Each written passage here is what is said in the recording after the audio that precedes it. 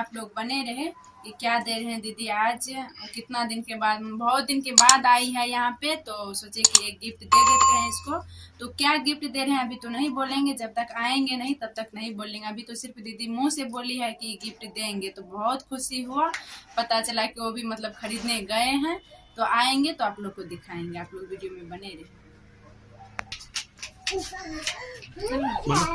तो अब देखिए दोस्तों, अभी जो है मतलब दीदी से हम पूछ रहे हैं कि क्या देगी दीदी, नहीं देगी, लेकिन हमको तो बताती नहीं है।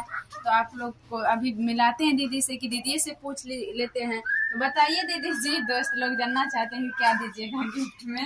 अभी हम काहे बोलेंगे, देखिए बोलने के अभी काहे बोलेंगे, पहले नाम का तुम्हारा सामना देखिए अभी तक नहीं बता रहे हैं कि क्या देंगे नहीं देंगे। अब पता नहीं कौन गए लाने, कौन गया, मन्नू जाएगा अभी।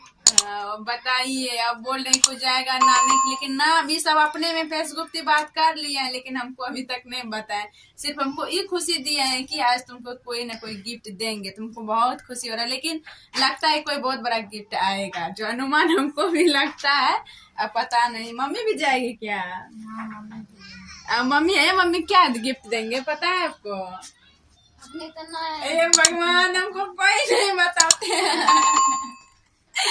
क्या आपने ये तो देख लिया। ए भगवान, देखिए मम्मी भी नहीं बताती है। मम्मी